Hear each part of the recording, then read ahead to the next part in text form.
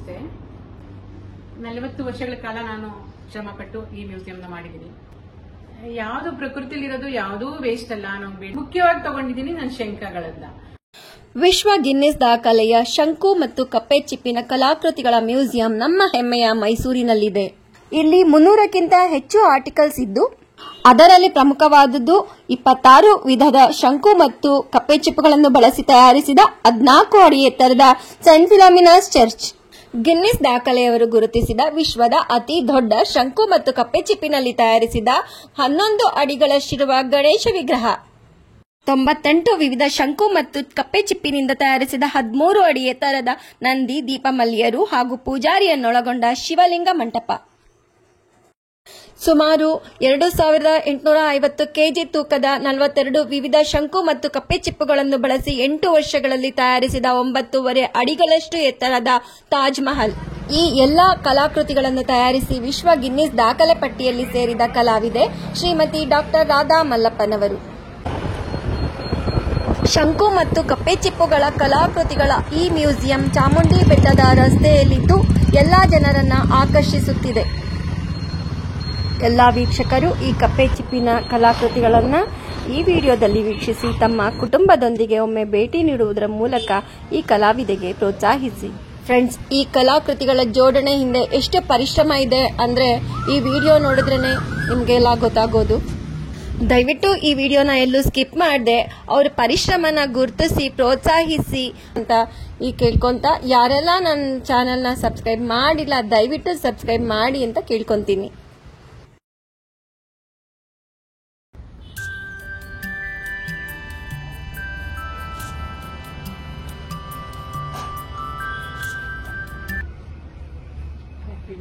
ಪೂರ್ತಿ ಕಪ್ಪೆ ಚಿಪ್ಪಲ್ಲೇ ಆಗಿದೆ. ಮತ್ತೆ ಎಲ್ಲೂ ಬಣ್ಣ ಬಳಸಿಲ್ಲ ನಾವು, ನ್ಯಾಚುರಲ್ ಕಲರ್ಸ್ಗಳು. ಮಾಡಕ್ಕೆ 4 ವರ್ಷ ಟೈಮ್ ತಗೊಂಡಿದ್ದೀನಿ ಮಾಡಿ. ಹೋದ ವರ್ಷ ದಸರಾದಲ್ಲಿ ರಿಲೀಸ್ ಮಾಡಿ.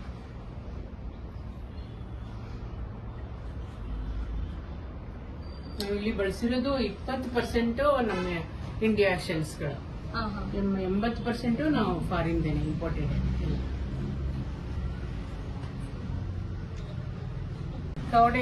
ಕವಡೆನಲ್ಲಿ ಪೀಸ್ ಮಾಡಿ ಇದನ್ನೆಲ್ಲ ಹಂಚ್ಕೊಂಡು. ಇದು ಸುಮಾರು ಎಷ್ಟು ವರ್ಷ ಆಗಿದೆ? ಒಂದು ವರ್ಷ 2 ತಿಂಗಳು. 1 ವರ್ಷ. ಇಲ್ಲಿರೋದೆಲ್ಲ ಬೇರೆ ಬೇರೆ, ಒಂದೊಂದು ಬೇರೆ ಬೇರೆ ಆರ್ಟ್ಗಳಿದೆ. ಮ್ಯೂರಲ್ ಕಲೆ ಇದೆ, ಮೈಸೂರು ಆರ್ಟ್ ಇದೆ, ತಂಜಾವೂರು ಆರ್ಟ್ ಇದೆ. ಎಲ್ಲ ಬಹಳ ಹಿಂದೆ ನಾನು ಕಪ್ಪೆ ಚಿಪ್ಪು ಮಾಡ್ಲಿಕ್ಕೆ ಶುರು ಮಾಡೋಕ್ಕೂ ಮುಂಚಿಂದ ಇದೆಲ್ಲ ಕೂಡ ನಾನು ಇವರು ರಿಲೇಟಿವ್ನೇ ಆಗ್ಬೇಕು. ಇದು ಅಪ್ಪಾಜಿ ಅವರು ಹೇಳಿದ್ರು, ಏಕಾಂಗಿ ಫಿಲಂಗೋಸ್ಕರ ಒಂದು ಮ್ಯೂಸಿಯಂ ಒಂದು ಕ್ರಿಯೇಟ್ ಮಾಡಬೇಕು ಅಂದಾಗ ಅವರು ಇದನ್ನ ಫಿಲಂ ಶೂಟಿಂಗ್ ಕೂಡ ಇವರು ಕೊಟ್ಟಿದ್ದಾರೆ. ಅದು ಮಹಿಳಾ ಪ್ರಧಾನವಾದ ಚಿತ್ರ ಅಂತ ಪುನೀತ್ ರಾಜ್ಕುಮಾರ್ನೇ ಫೋನ್ ಮಾಡಿದ್ರು ನನಗೆ. ಈ ಮ್ಯೂಸಿಯಂ ನೋಡಿಕೊಂಡು ಬಂದಿದ್ದಾರೆ ನಮ್ಮ ಡೈರೆಕ್ಟ್ರು, ದಯವಿಟ್ಟು ನಮ್ಗೆ ಅವಕಾಶ ಮಾಡಿಕೊಡಿ ಅಂತ ಕೇಳಿದ್ರು. ತುಂಬಾ ಜನ ಫಿಲಮ್ ಕೇಳಿದ್ದಾರೆ ನನಗೆ. ನಾವು ಇಷ್ಟು ಕಷ್ಟಪಟ್ಟು ಮಾಡ್ಬಿಟ್ಟು ಅವ್ರೇನಾರು ದೊಂಬಿ ತರ ಮಾಡ್ಕೊಂಡು ಇಲ್ಲೆಲ್ಲ ಹೊಡೆದಾಕೋದು, ಡ್ಯಾಮೇಜ್ ಮಾಡಿದ್ರೆ ನನ್ಗೆ ಬಹಳ ಕಷ್ಟ. ಡ್ಯಾಮೇಜ್ ಸರಿಪಡಿಸೋದಂತೂ ಬಹಳ ಕಷ್ಟ. ಅದರಿಂದ ನಾನು ಯಾರಿಗೂ ನಾನು ಮನಸ್ಸು ಮಾಡಿರ್ಲಿಲ್ಲ. ಇಲ್ಲ ಇವರಂದ್ರು ನಾವಿಲ್ಲ ಒಂದ್ 10 ಜನದ ಒಳಪಟ್ಟು ಇರ್ತೀವಿ ಒಳಗಡೆ, ನಿಮ್ಗೆ ತೊಂದರೆ ಮಾಡಲ್ಲ, ನೀವು ಯಾವ ಟೈಮಲ್ಲಿ ಹೇಳಿದ್ರು ಅದನ್ನ ಮಾಡ್ಕೊಡ್ತೀವಿ, ನೀವಿಲ್ಲ ಅನ್ಬಾರ್ದು ಇದು ಮಹಿಳಾ ಪ್ರಧಾನವಾದ ಚಿತ್ರ ಆಗಿದ್ರಿಂದ ನಾವು ನಿಮ್ಮನ್ನ ಬಹಳ ಕೇಳ್ಕೊಳ್ತಾ ಇದೀವಿ ಅಂತ ಫೋನ್ ಮಾಡಿದ್ರು. ಸರಿ ಆಯ್ತು ಅಂದ್ರೆ ಆಮೇಲೆ 9 ಗಂಟೆ, ರಾತ್ರಿ 9 ಗಂಟೆಲಿ ಮಾಡಿದ್ರು. ಜನಗಳು ಅಷ್ಟು ಗೊತ್ತಾಗಲ್ಲ ಅಂತ ಯಾರನ್ನೂ ಎಲ್ಲ ಬಿಡದೆ 9 ಜನ ಒಳಗಡೆನೆ ಇದ್ರು. ಶೂಟಿಂಗ್ ಮಾಡಿದ್ರು. ಫಿಲಂ ಹೆಸರೇನು? ಲಾ ಅಂತ. ಫ್ರೆಂಡ್ಸ್, ಇಲ್ಲಿ ಕಾಣಿಸ್ತಾ ಇದೆಯಲ್ಲ ತೋರಣಗಳು, ಅವರು ಒಂದೊಂದು ಚಿಪ್ಪಿಗೂ ಒಂದೊಂದು ಕಲರ್ ಬಣ್ಣ ಹಚ್ಚಿದ್ದಾರೆ ಅನ್ಕೋಬೇಡಿ. ಇದೆಲ್ಲ ಚಿಪ್ಪುಗಳು ನ್ಯಾಚುರಲ್ ಕಲರ್ಸು. ಅದೇ ಕಲರಲ್ಲೇ ಬಂದಂತ ಚಿಪ್ಪುಗಳಲ್ಲಿ ಈ ತರ ಒಂದೊಂದು ತೋರಣಗಳನ್ನ ಅವರು ತಯಾರಿಸಿದ್ದಾರೆ. ಈ ಚಿಪ್ಪು ನೀವೇನು ಗ್ರೀನ್ ಕಲರ್ ನೋಡ್ತೀರಾ, ಇದು ಮಂಗಳೂರಿಂದ ಇದ್ರಲ್ಲಿ ಇಲ್ವಾ ಇದೇನು ಉಳ್ಳಾಲ ಬೀಚ್ ಇದೆ, ಆ ಬೀಚಿಂದ ನಾನು ಆಯ್ಕೊಂಡ್ ಬಂದಿರೋದು. ಇದು ಮಾರಾಟಕ್ಕೆ ಸಿಗಲ್ಲ, ತುಂಬಾ ಮಾರಾಟಕ್ಕೆ ಎಲ್ಲ ಸಿಗುತ್ತೆ. ಕೆಲವನ್ನಂತೂ ಇದು ಯಾಕೆಂದ್ರೆ ಮಾರಾಟಕ್ಕೆ ಸಿಗಲ್ಲ ಅಂದ್ರೆ ಇದು ತುಂಬಾ ಡೆಲಿಕೇಟ್. ಇದು ಏನಕ್ಕೂ ಉಪಯೋಗಕ್ಕೆ ಬರಲ್ಲ. ಇದು ನಾನು ಹಿಂಗ್ ಈ ತರ ಯೂಸ್ ಮಾಡ್ಕೊಂಡಿರೋದಕ್ಕೆ ಇದು ಯೂಸ್ ಆಗಿದೆ. ಈ ತರ ಇದ್ರ ಒಳಗಡೆದು ಹುಳನ ಅವರು ಫುಡ್ ಆಗಿ ಸ್ವೀಕರಿಸ್ತಾರೆ. ಅಲ್ಲೆಲ್ಲ ತುಂಬಾ ಅದು ಎನರ್ಜಿ ಫುಡ್ ತರ ಅವ್ರಿಗೆ. ಅದನ್ನ ಈಗ ನಾವು ಕಡಲೆಕಾಯಿ ತಿನ್ಬಿಟ್ಟು ಸಿಪ್ಪೆ ಬಿಸಾಕ್ತಿವಲ್ಲ ಆ ತರ ಸಿಪ್ಪೆ ಅದು. ಅದರಿಂದ ಅದು ಯಾರಿಗೂ ಉಪಯೋಗ ಬರಲ್ಲ. ನಾನು ಅದ್ರ ಬ್ಯೂಟಿ ನೋಡ್ಬಿಟ್ಟು ನಾನು ಈ ತರ ಉಪಯೋಗಿಸ್ಕೊಂಡಿದ್ದೆ. ಇದು ಎಲ್ಲಾನು ಶಂಕ ಕಪ್ಪೆ ಚಿಪ್ಗಳೇನೆ. ಒಂದು ಹೊಟ್ಟೆ ಒಂದು ಶಂಕ ಇದೆ, ಮುಖದಲ್ಲೇ ಒಂದು ಶಂಕ ಇದೆ, 2 ಕಾಲ್ಗಳು ತೊಡೆಗಳು ಒಂದೊಂದು ಶಂಕಗಳಾಗಿದೆ. ಈ ತರ ಪೂರ್ತಿ ಇಲಿ ಇರೋದು ಕವಡೆ, ಅದು ಬಾಲ ಎಲ್ಲ ಪೀಸ್ಗಳು, ಮುಖನೂ ಒಂದು ಕವಡೆ. ಒಂದೇ ಪೀಸ್, ಒಂದೇ ಕವಡೆ ಬಂದಿದೆ ಮುಖ. ಮತ್ತೆ ಹೌದು ಹೌದು, ಒಂದೇ ಕವಡೆ.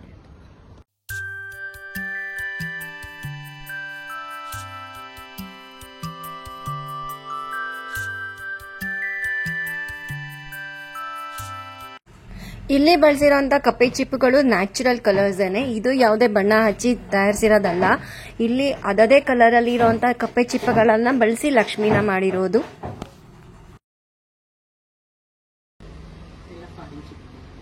ಇದು ಎಲ್ಲ ಫಾರಿನ್ ಚಿಪ್ಸ್ ಕೆಲವು ಇದೆ, ಇದ್ರಲ್ಲಿ ಕೆಲವು ಆ ತರ ಎಲ್ಲ ಮಿಕ್ಸ್ ಆಗಿದೆ. ಇಲ್ಲಿ ಇಂಡಿಯಾ ಫಾರಿನ್ ಎಲ್ಲ ಮಿಕ್ಸ್ ಮಾಡ್ಬಿಟ್ಟಿದ್ದಾರೆ. ನಮ್ಗೆ ಯಾವ್ಯಾವ ಸಂದರ್ಭಗಳಲ್ಲಿ ಏನೇನ್ ಬೇಕೋ ಅದನ್ನ ಯೂಸ್ ಮಾಡ್ಕೊಂಡಿದ್ದೀವಿ. ನಮ್ಗೆ ಒಂದೇ ಸೈಜ್ ಬೇಕು ಅಂದಾಗ ನನ್ಗೆ 1 kg ಬೇಕು ಅಂದ್ರೆ ನಾನು 10 kg ಪರ್ಚೇಸ್ ಮಾಡ್ಬೇಕು. ಒಂದೇ ತರದ್ ಬೇಕು ಅಂದಾಗ ಆಯ್ಕೆ ಮಾಡ್ಕೋಬೇಕು. ಆಯ್ಕೆ ಮಾಡ್ಕೊಳ್ಳೋದೇ ತುಂಬಾ ತುಂಬಾ ಲೇಟ್. ಅಲ್ಲೆಲ್ಲ ಮುಂದೆ ಎಲ್ಲ ತುಂಬಾ ಸಣ್ಣದನ್ನೆಲ್ಲ ಉಪಯೋಗಿಸಿದೀನಿ. ಅದೆಲ್ಲಾನು ಅಷ್ಟೇನೆ. ಆಯ್ಕೆ ಆಯ್ಕೊಳ್ಳೋದು ಒಂದೇ ಸಮ ಇರ್ಬೇಕು. ಒಂದ್ಸರಿ ಶುರು ಮಾಡಿದಾಗ ಅದೊಂದೇ ಸಮ ಒಂದ್ ಲೈನ್ ಹೋಗ್ಬೇಕು. ಹಂಗಾಗಿ ಅನ್ಸೋಕ್ಕಿಂತ ಆಯ್ಕೆ ಮಾಡ್ಕೊಳ್ಳೋದು ಬಹಳ. ಈ ಪ್ರಪಂಚದಲ್ಲೇನೆ ಈ ವರ್ಕು ಇನ್ನೆಲ್ಲೂ ಇಲ್ಲ.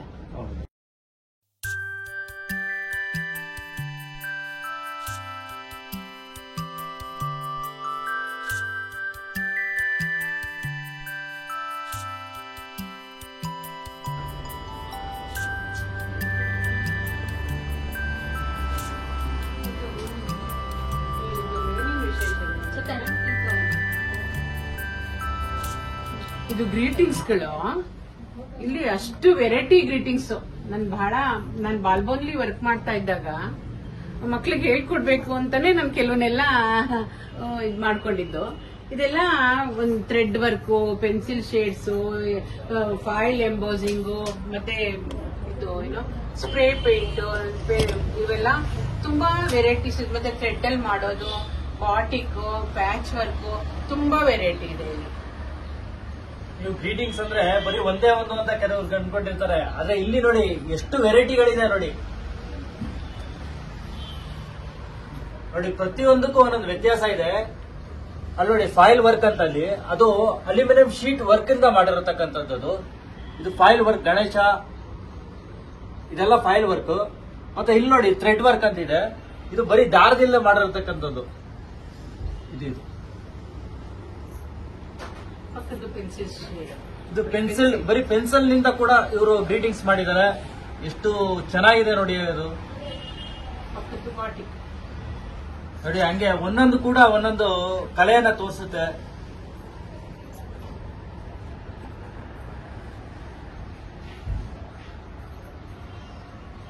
ಇದು ನೇಲ್ ಇಂಪ್ರೆಷನ್ಸ್ ಅಂತ, ಬಣ್ಣನ ಉಗುರುಗಳಲ್ಲಿ ಅದನ್ನ ಶೇಪ್ ಕೊಟ್ಕೊಳ್ಳೋದು. ಕ್ರಯಾನ್ಸ್ ಯೂಸ್ ಮಾಡಿ ಉಗುರಲ್ಲಿ ಶೇಪ್ ಕೊಡೋದು.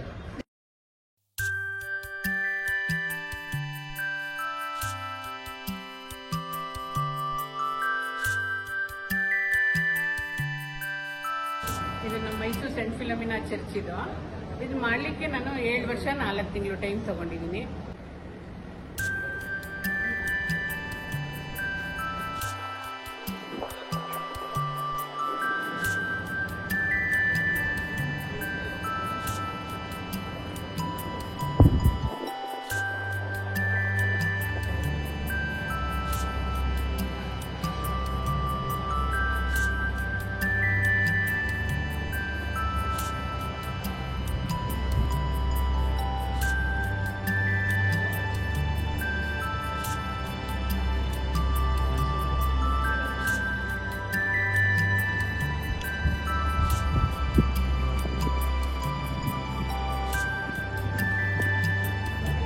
ದಾಖಲೆ ಆಗಿರೋದು ಗಣಪತಿ.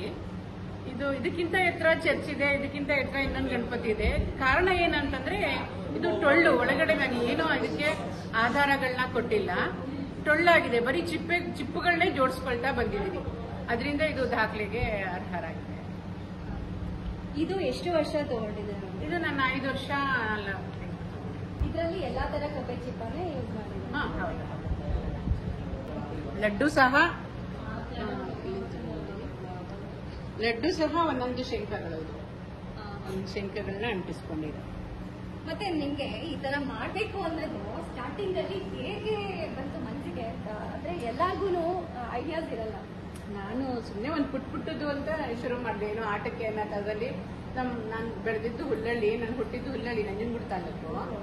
ಅಲ್ಲಿ ಅಮ್ಮನ ಜೊತೆ ಹೋಗ್ತಾ ಇದ್ದಾಗ ಮರಳಲ್ಲಿ ಕಪ್ಪೆ ಚಿಪ್ಪುಗಳು ಸಿಕ್ತಿತ್ತಲ್ಲ, ಅದು ತಗೊಂಡು ಸುಮ್ಮನೆ ಆಡೋದಕ್ಕೆ, ಸುಮ್ಮನೆ ಏನೋ ಅಲ್ಲೊಂದು ಅಂಟು ಸಿಕ್ತಿತ್ತು, ಆ ತರ ಬಳಸ್ಕೊಳ್ತಾ ಹೋದವಳು ನಾನು. ಕನ್ಯಾಕುಮಾರಿಗೆ ಹೋಗಿದ್ದೆ. ಆವಾಗ ಅಲ್ಲಿ ಸ್ವಲ್ಪ ಬೀದಿ ಪಕ್ಕದಲ್ಲೇನೆ ಶಂಖಗಳು ಇರ್ತಿತ್ತು. ಅದನ್ನ ಸುಮ್ಮನೆ ಕೊಂಡ್ಕೊಂಡು ಬಂದ್ರೆ ಪುಟ್ಟದ ಏನೋ ಮಾಡಿದೆ, ಆಯ್ತು. ಮತ್ತೆ SLCಗೆ ಮೈಸೂರಿಗೆ ಬಂದ್ವಿ. SLC ಮಾಡ್ತಿದ್ದಂಗೆ ಟೈಲರಿಂಗ್ ಟ್ರೈನಿಂಗ್ ಏನೋ ಒಂದು ಗೌರ್ಮೆಂಟ್ ಸಿಕ್ತು, ಅಲ್ಲದನ್ನ ಮಾಡ್ಕೊಂಡೆ. ಮತ್ತೆ ನನ್ ಜಾಸ್ತಿ ಒಲವಿದ್ದದ್ದು ಈ ಕಡೆನೆ. ಅದರಿಂದ ಸ್ವಲ್ಪ ಅನಾರೋಗ್ಯದ ಕಾರಣದಿಂದ ಹಾಡನ್ನ ಬಿಡಬೇಕಾಯ್ತು. ನಾನು ಮೈಸೂರು ಆಕಾಶಾಣಿ ಆರ್ಟಿಸ್ಟ್, ಸಿಂಗರ್ ಸಹ. ಅದರಿಂದ ಸ್ವಲ್ಪ ಅದ್ರ ಮೇಲೆ ಇದು ಹೋಯ್ತಲ್ಲ ಅಂತ ನಾನು ಇದನ್ನ ಪೂರ್ತಿ ಇದರಲ್ಲೇ ಮುಳುಗ್ದೆ. ಇದು ಮಾಡಿದ್ಮೇಲೆ ನಾನು ಮಾಡಿದ್ಮೇಲೆ ಹಿಂಗೆ ಇದು ಉದ್ದು ಒಂಥರ ಹುಚ್ಚು ತರ ಬೆಳೆದೋಯ್ತಿದ್ದು. ನನಗೆ ಗಿನ್ನಿಸ್ ರೆಕಾರ್ಡ್ ಆಗುತ್ತೆ ಅಂತ ನನಗೆ ಗೊತ್ತಿರ್ಲಿಲ್ಲ. ಏನೋ ಮಾಡ್ತಾ ಅದು ಅಲ್ಲ. ಪ್ರೇರಣೆ ನನಗೆ ನನ್ನ ತಾಯಿ ಬಹಳ ನನಗೆ ಸಪೋರ್ಟಿವ್ ಆಗಿದ್ರು. ಬೆನ್ನೆಲ್ಲಿ ಈಗ 2-3 ವರ್ಷ ಆಯ್ತು ತೀರ್ಕೊಂಡು. ಪ್ರತಿದಿನ ನನ್ನ ಮ್ಯೂಸಿಯಂಗೂ ಬರೋರು, ಬಹಳ ಸಪೋರ್ಟಿವ್ ಆಗಿದ್ರು. ಅವರು ಪ್ರೋತ್ಸಾಹ ನನಗೆ ಬಹಳ, ನನ್ನ ಜೀವನದಲ್ಲಿ ಎಲ್ಲ ಅಂತೂ ನನ್ನ ತಾಯಿನೇ, ನನ್ನ ಕಾರಣ. ಮತ್ತೆ ನನ್ನ ಯಜಮಾನ್ರು ಮಲ್ಲಪ್ಪನವರು ಬಹಳ ಸಪೋರ್ಟಿವ್ ಆಗಿ, ಇಲ್ಲಾಂದ್ರೆ ನಾನು ಈ ಮ್ಯೂಸಿಯಂ ಏನ್ ಮಾಡ್ಲಿಕ್ಕೆ ಆಗ್ತಿತ್ತು. ಇದ್ರ ಹಿಂದೆ ತುಂಬಾ ಶ್ರಮ ಬೇಕು ಬಿಡಿ. ಅದೇನೆ ನಾನು ಅನ್ಕೊಳ್ಳೋದು, ನಿಮ್ಗೆ ಹೇಗೆ ನಿಮ್ ಮನ್ಸಲ್ಲಿ ಇದೆಲ್ಲ ಮಾಡ್ಬೇಕು ಅಂತ ಬಂತು? ಅದು ಏನೋ ಒಂದ್ ಮಾಡ್ತಿದ್ದಂಗೆ ನಂಗೆ ಇನ್ನೊಂದಕ್ಕೆ ಶುರು ಮಾಡ್ಕೊಳ್ಳೋಣ ಅಂತ ಅನಿಸ್ಬಿಡ್ತಾ ಇತ್ತು. ಮತ್ತೆ ಒಂದ್ ಶಂಖ ಏನೋ ನೋಡಿದಾಗ ಇದಕ್ಕೆ ಸೂಟ್ ಆಗುತ್ತಲ್ವಾ ಅಂತ ನಾನು ತಗೊಳ್ಳುವಾಗ್ಲೇ ಏನೋ ಅನ್ಕೊಂಡ್ ಬಿಡ್ತಾ ಇದ್ದೆ. ಹಂಗಾಗಿ ನನ್ಗೆ ನೆಕ್ಸ್ಟ್ ಏನೋ ಮಾಡ್ಬೇಕು, ಇದಕ್ಕಿಂತ ಇನ್ನೊಂದೇನೋ ಚೆನ್ನಾಗಿ ಮಾಡ್ಬೇಕು, ಈ ತರ ನನ್ಗೆ ನನ್ನಲ್ಲೇ ನನ್ನ ಆಸಕ್ತಿ ಬೆಳೀತಾ ಹೋಗ್ಬಿಡ್ತು. ಫಸ್ಟ್ ಟೈಮ್ ಮಾಡಿದ್ದು ನೀವು? ಫಸ್ಟ್ ಟೈಮ್ ಅಂತ ಮಾಡಿದ್ದು ಅದು ಎಲ್ಲ ಪುಟ್ಬಿಡ್ತು ಅಲ್ಲಿ ಇದರಲ್ಲಿ ಮಾರಾಟಕ್ಕೆ ಬಿಟ್ಟಿದೀವಲ್ಲ. ಅಂದ್ರೆ ನಮ್ಮ ಯಾವುದೇ ನಾವೇನೇ ಮಾಡಿದ್ರು ನಮ್ದು ಮೊದಲು ಅನ್ನೋದು ಇರುತ್ತಲ್ಲ. ಅಯ್ಯೋ, ನಾನು ಮೊದ್ಲೆಲ್ಲ ತುಂಬಾನೇ ಹಂಗ್ ನೋಡಕ್ ಹೋದ್ರೆ ನೀವು ಇಷ್ಟು ಜಾಗ ನಂಗೆ ಸಾಕಾಗ್ತಾ ಇರ್ಲಿಲ್ಲ. ಎಲ್ಲಾನು ಇಟ್ಕೊಂಡ್ಬಿಟ್ಟಿದ್ರೆ ಅವಾಗ ಏನು ನನ್ಗೆ ಇದನ್ನ ಇಟ್ಕೊಳ್ಬೇಕು, ನಾನು ಮುಂದೆ ಮ್ಯೂಸಿಯಂ ಮಾಡ್ತೀನಿ, ಅದೆಲ್ಲ ನನ್ಗೆ ಐಡಿಯಾನೇ ಇರ್ಲಿಲ್ಲ. ಏನೋ ಮಾಡೋದು, ಯಾರೋ ಚೆನ್ನಾಗಿದೆ ಅಂದ್ರೆ ಕೊಟ್ಬಿಡೋದು ಅವ್ರಿಗೆ, ಏನೋ ಮಾಡೋದು ಯಾರೋ ಚೆನ್ನಾಗಿದೆ ಅಂತ ಕೊಟ್ಬಿಡೋದು, ಅಥವಾ ಯಾರಿಗೋ ಗಿಫ್ಟ್ ಕೊಟ್ಬಿಡೋದು. ಈ ತರ ನಾನು ಬಹಳಷ್ಟು ಹಿಂದೆ ತುಂಬಾನೇ ಕೊಟ್ಬಿಟ್ಟಿದ್ದೀನಿ. ಮೈಸೂರಿಂದ ಆ ಗಿನ್ನಿಸ್ ರೆಕಾರ್ಡ್ ಹೋಗೋಂತ ಒಂದು ಮಾರ್ಗ ಹೇಗೆ, ಮತ್ತೆ ನಿಮ್ಗೆ ಹೇಗೆ ಅದು ಲಭಿಸ್ತು ಅನ್ನೋದಕ್ಕೆ ಒಂದ್ ಸ್ವಲ್ಪ ವಿವರಣೆ ಕೊಟ್ರೆ ನಮ್ಗೆ ಸಂತೋಷ. ಗಿನ್ನಿಸ್ ರೆಕಾರ್ಡ್ ಆಗುತ್ತೆ ಅಂತ ನಾನು ಮಾಡಲಿಲ್ಲ. ಅಂದ್ರೆ ಯಾರು ಮಾಡಿಲ್ಲ ಇದನ್ನ ಅನ್ನೋದು ನನ್ನ ಫ್ರೆಂಡ್ ಮಗ ಅದನ್ನೆಲ್ಲ ಸರ್ಚ್ ಮಾಡ್ಬಿಟ್ಟು ಹೇಳಿದ್ರು. ವಿವೇಕ್ ಅಂತ ನನ್ನ ಫ್ರೆಂಡ್ ಮಗನೇ ಇದಕ್ಕೆಲ್ಲ ತುಂಬಾನೇ ಬಹಳಷ್ಟು ವರ್ಷಗಳು. ನಾನು ಮೊದಲು 2 ಚಿಪ್ಪು ಶುರು ಮಾಡುತ್ತಾವಳಿಂದ ಫೋಟೋಸು, ವಿಡಿಯೋಸು ಎಲ್ಲಾನು ಕಳಿಸ್ತಾ ಇದ್ದೆ. 8 ದೇಶಗಳಿಗೆ ನಾವು ಕಳಿಸ್ಬೇಕಾಗಿತ್ತು ಪ್ರತಿಯೊಂದನ್ನು. ಮತ್ತೆ ಅವ್ರಿಗೆ ನಾವು ಏನ್ ಗಮ್ ಯೂಸ್ ಮಾಡಿದೀವಿ, ಮತ್ತೆ ಶಂಖಗಳು, ಚಿಪ್ಪುಗಳು ಎಲ್ಲಾನು ಕಳಿಸ್ಬೇಕಾಗಿತ್ತು. ಪ್ರತಿದಿನ ನಾವು ಏನ್ ಮಾಡ್ತಾ ಇದೀವಿ, ವಿಡಿಯೋ ಫೋಟೋಸು ಅಷ್ಟು ವರ್ಷ, 4 ವರ್ಷ ಸತತವಾಗಿ ಅಷ್ಟು ದೇಶಗಳಿಗೂ ನಾವು ಕಳಿಸ್ತಾ ಇದ್ವಿ. ಕೊನೆಗೊಂದಿನ ರೆಕಾರ್ಡ್ ಆಯ್ತು. ನಿಜವಾಗ್ಲೂ ನಾವು ಅವ್ರಿಗೆ ಇದನ್ನೆಲ್ಲ ತೋರಿಸ್ತಾ ಇರಬೇಕಾ? ಹೌದು. ಇಲ್ಲ, ನಾವು ಇದು ಟೊಳ್ಳು ಮಾಡ್ತಾ ಇದೀವಿ ಇದು ಅವ್ರಿಗೆ ಹೇಗೆ ಗೊತ್ತಾಗುತ್ತೆ? ಅಂದ್ರೆ ಯಾವ ಒಂದು ಫೋನ್ ಮುಖಾಂತರ? ಇಲ್ಲ, ಫೋಟೋ ವಿಡಿಯೋ ಮುಖಾಂತರನೇ. ಇನ್ನೇನು ನಮ್ಮ ಅವ್ರ ಹತ್ರ ಮಾತಿಲ್ಲ, ಕತೆ ಇಲ್ಲ, ಏನಿಲ್ವಲ್ಲ, ಏನಿಲ್ಲ. ಅವ್ರ ಯಾರು ಅನ್ನೋದೇ ನಮಗ್ ಗೊತ್ತಿರಲ್ಲ. ಕೊನೆಗೊಂದಿನ ಆಯ್ತು ಅಂತ ನಮ್ಗೆ ಅಲ್ಲಿಂದ ಸುದ್ದಿ ಬಂತು. ಅವ್ರು ಬಹಳಷ್ಟು ಹುಡುಕಾಡಿರ್ತಾರೆ, ಮಾಡಿರ್ತಾರೆ. ಹಂಗಾಗಿ ನಮ್ ಟೈಮು ತುಂಬಾ ತಗೊಳ್ತು. ಮತ್ತೆ ನಮ್ಮದು ಶ್ರಮನೂ, ಇಡೀ ದಿನದ ಶ್ರಮನೂ ಅವ್ರಿಗೆ ತೋರಿಸ್ದಂಗಾಯ್ತು. ನಮ್ಮವರೊಬ್ರು ಒಂದು ಗಿನ್ನೆಸ್ ರೆಕಾರ್ಡ್ ಮಾಡಿದ್ದಾರೆ ಅಂದ್ರೆ ಅದು ನಿಮ್ಮ ಎಲ್ಲರಿಗೂ ಕೂಡ ಹೆಮ್ಮೆಯ ವಿಷಯ. ಥ್ಯಾಂಕ್ಸ್.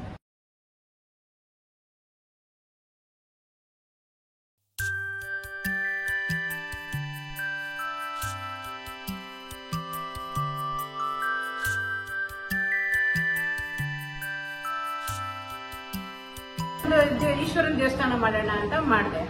ಆಮೇಲೆ ಚರ್ಚ್ ಇಲ್ಲ, ನನಗೆ ಒಂದು ಡೆಲ್ಲಿಲಿ ಒಂದು ಭಾರತ್ ಜ್ಯೋತಿ ನ್ಯಾಷನಲ್ ಅವಾರ್ಡ್ ಆಗಿತ್ತು. ಅಲ್ಲಿಗೆ ಹೋದಾಗ ಆಗ್ರಾಗ್ ಹೋದ್ವಿ, ತಾಜ್ ಮಹಲ್ ನೋಡಿದೆ. ಯಾಕೋ ನಂಗೆ ತುಂಬಾ ಅನ್ನಿಸ್ಬಿಡ್ತು. ಅಲ್ಲಿಂದನೇ ಶುರು ಆಗೋಯ್ತು ನಂಗೆ ತಾಜ್ ಮಹಲ್ ನಾನು ಚಿಪ್ಪಲ್ ಮಾಡ್ಬೇಕು, ತಾಜ್ ಮಹಲ್ ಚಿಪ್ಪಲ್ ಮಾಡ್ಬೇಕು ಅಂತ.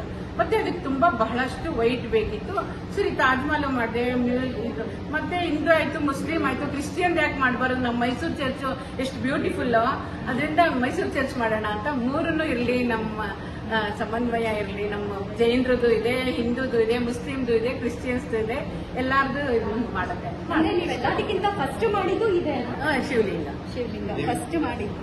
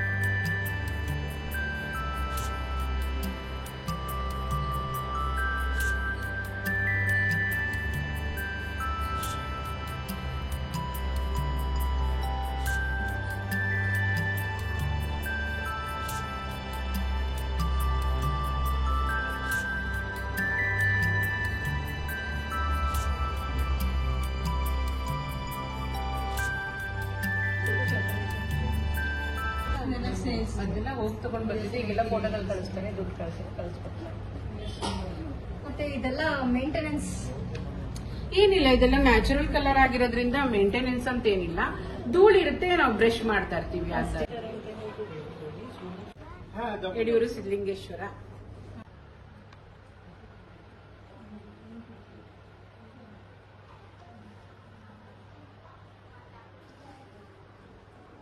ಭತ್ತನ ಕಟ್ಟಿರೋದು ಇದು ಭತ್ತದಲ್ಲಿ. ಅದಕ್ಕೂ ಅಂದ್ರೆ ಭತ್ತ ಕಟ್ಟಿರೋದು ಅಂದ್ರೆ ಅದು ಯಾವ ರೀತಿ ಅಂದ್ರೆ ಅದು ಪೋಣಿಸಿ ಹೌದು. ಈ ಹೂ ಕಟ್ತೀವಲ್ಲ, ಹೂವು ಕಟ್ಟಿ ಆ ತರ ಕಟ್ಟಿರೋದು. ಹೂವ ಕಟ್ತೀವಲ್ಲ, ಆ ತರ ಭತ್ತ ಕಟ್ಟಿರೋದು. ಅಂದ್ರೆ ಕೈಯಲ್ಲೇ ಅದು ಇಟ್ಕೊಂಡು ಕಟ್ಟಿರೋದು. ಇಷ್ಟೇ ಅಲ್ಲ ಫ್ರೆಂಡ್ಸ್, ಕೇವಲ SSLC ಅಷ್ಟೇ ಓದಿರುವ ಇವರು ತಾವು ಸಹಿಸಲಾಗದ ಮಂಡಿ ನೋವಿನಿಂದ ನರಳುತ್ತಿದ್ದಾಗ ಕೇರಳದ ಕೊಟ್ಟಾಯಂ ರಾಘವನ್ ಎಂಬುವರಿಂದ ಚಿಕಿತ್ಸೆ ಪಡೆದು ಅವರಿಂದ ಪ್ರೇರಿತರಾಗಿ ತನಗೂ ಈ ವಿಧಾನ ಹೇಳಿಕೊಡುವಂತೆ ಅವರನ್ನು ಒತ್ತಾಯಿಸಿ ಆ ಚಿಕಿತ್ಸೆಯನ್ನು ಕೂಡ ಕಲಿತು ಎಲ್ಲರಿಗೂ ಈ ಸೇವೆನ ನೀಡ್ತಾ ಇದ್ದಾರೆ. ನೋಡಿದ್ರಲ್ಲ ಕಪ್ಪೆ ಚಿಪ್ಗಳಿಂದ ಏನೆಲ್ಲ ಕಲಾಕೃತಿಗಳನ್ನ ಮಾಡಿದ್ದಾರೆ. ಅದಷ್ಟೇ ಅಲ್ಲದೆ ಇಲ್ಲಿ ಹೆಣ್ಮಕ್ಳಿಗೆ ಓಲೆಗಳು, ಬ್ರೇಸ್ಲೆಟ್ಟು ಮತ್ತೆ ಸರಗಳು, ಹಾಗಲ್ಲದೆ ಅಷ್ಟೇ ಅಲ್ಲದೆ ಕೀ ಚೈನ್ಗಳು, ಇದನ್ನೆಲ್ಲ ಕೂಡ ಶಂಖನ, ಕಪ್ಪೆ ಚಿಪ್ಪನ್ನ ಯೂಸ್ ಮಾಡಿದ್ದಾರೆ. ಇವುಗಳನ್ನ ಪ್ರದರ್ಶನಕ್ಕಷ್ಟೇ ಇಟ್ಟಿಲ್ಲ, ನಾವು ಇಷ್ಟಪಟ್ಟರೆ ಇದನ್ನ ಅದಕ್ಕೆ ಎಷ್ಟು ಬೆಲೆ ಇದೆ ಅದನ್ನ ಕೊಟ್ಬಿಟ್ಟು ನಾವು ಕೊಂಡ್ಕೊಳ್ಬಹುದು.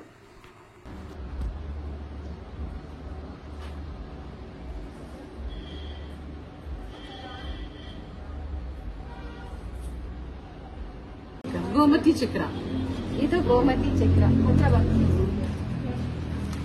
ಇದು ಗೋಮತಿ ಚಕ್ರ. ಆಮೇಲೆ ಇದು ರಾಜ ಗೋಮತಿ. ರಾಜ ಗೋಮತಿ.